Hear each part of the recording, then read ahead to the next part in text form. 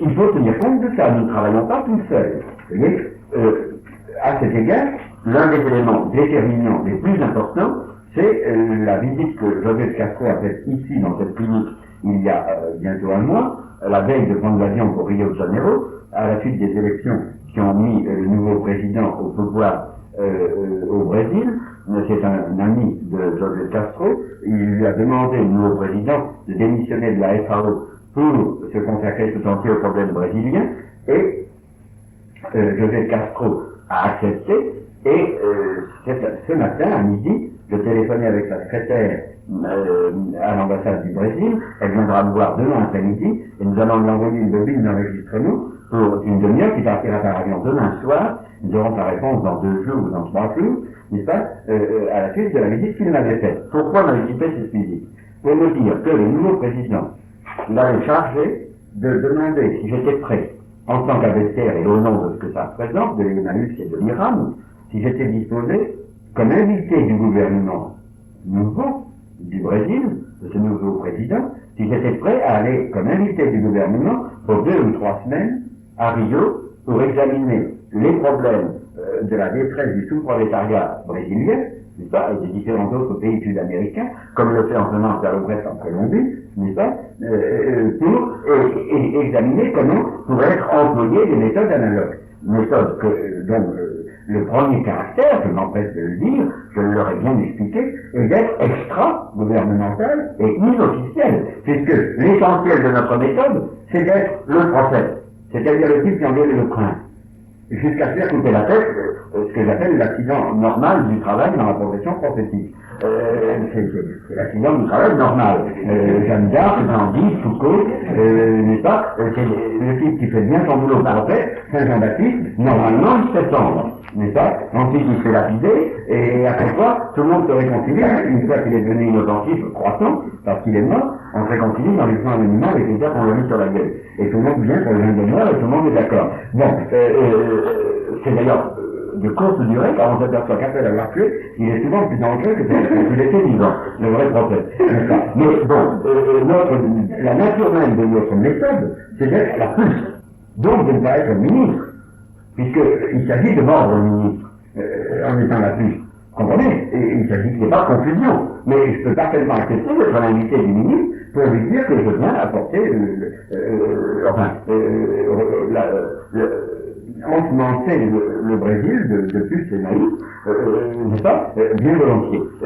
C'est très, je crois que cette action para-étatique, para-parlementaire, para-administrative, que j'appelle l'action prophétique, voyez-vous, je crois qu'elle est absolument essentielle à notre méthode d'Emmaüs. Ce harcèlement de ceux qui sont la gloire des hommes sans voix, parce qu'ils se sont placés à la source, quand on peut dire aux États-Unis, vous savez la comparaison de la prise de courant. La prise de courant, l'objet qui vaut 4 sous, mais qui est la condition pour que l'appareil le plus merveilleux, la télévision en couleur ou je ne sais pas quoi, serve à quelque chose. S'il n'y a pas la prise de courant, ça ne sert à rien. Mais la prise de courant de 4 sous donnera, et la condition que prenne sa valeur, tout le reste. Et pourquoi est-elle valable? Parce qu'elle plonge dans le courant. Voyez-vous, elle est là, piquée dans le courant. Or, ce courant de la vie, eh bien, au fond, dans l'humanité telle qu'elle est, et le croyant dit, à cause du péché originel, le rationaliste dira, qui pourra, nous disons, parce que nous croyons que c'est l'explication, cette prise de courant directe sur la réalité éternelle, on ne peut l'atteindre que dans la douleur humaine. Que dans la communion à la douleur humaine, je veux dire. Non pas dans un masochisme, qui doit se faire souffrir pour rien soi-même, mais dans la participation à la peine de ceux qui souffrent. Vous comprenez? Le courant par lequel l'éternel peut être atteint par l'homme dans l'univers concret tel qu'il est, eh bien, il est là où l'humanité souffre.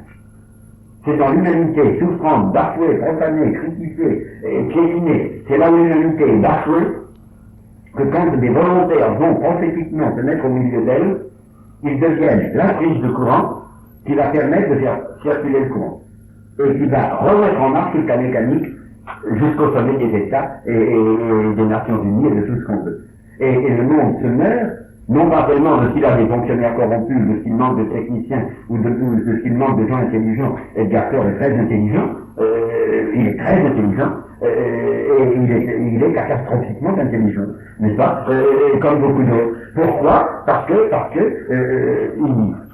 il lui manque d'avoir soit lui-même, soit par le harcèlement suffisamment empoisonnant de ce prophétisme, cette communion à la douleur éternelle, à l'être éternel, qui ne se peut faire que par la communion à la douleur humaine, dans le concret présent du temps qui passe.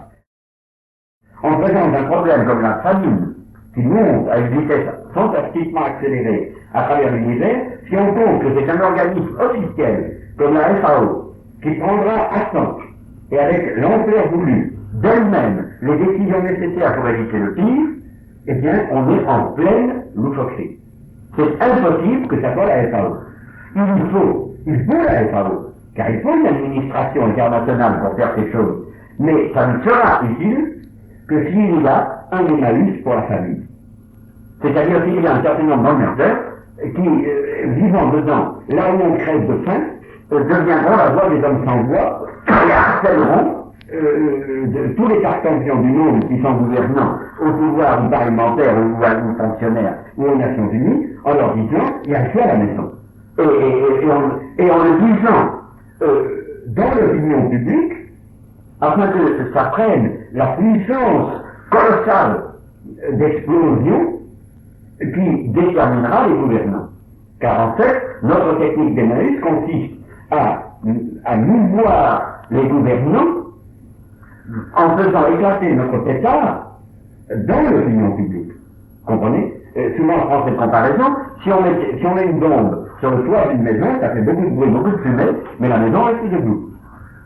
Mais si on met la même bombe à la cave, sous les escaliers, dans les fondements, là où on souffle, ça fout la maison en l'air. Voyez-vous? Eh bien, c'est ça, Emmaüs. Et, vous comprenez? Ça n'est pas, si on va travailler à la FAO, eh ben, on sera un fonctionnaire international avec des coups de chapeau, et des réceptions, et des déclarations, et des congrès, et des imprimés, et des bibliothèques entières de documents, mais il n'y aura pas un sandwich de plus sur la terre pour ceux qui en ont besoin. N'est-ce pas? Alors que, et en tout cas, il n'y aura pas le mécanisme pour que les gens qui en ont besoin aient un sandwich. Alors que, si nous créons, même minuscules, mais si nous parsemons le monde de ces capsules, de ces pétards, à la base, et faisant des réalisations minimes, mais bouleversantes pour la conscience publique, eh bien, les hommes d'État, pas beaucoup, mais les hommes d'État seront ébranlés. Et ils ne peuvent être ébranlés que comme ça. Si on leur marche sur les pieds, ils bougeront. Si on se contente de leur parler à la figure, ils ne bougeront pas. Comprenez? Il faut les prendre à la base.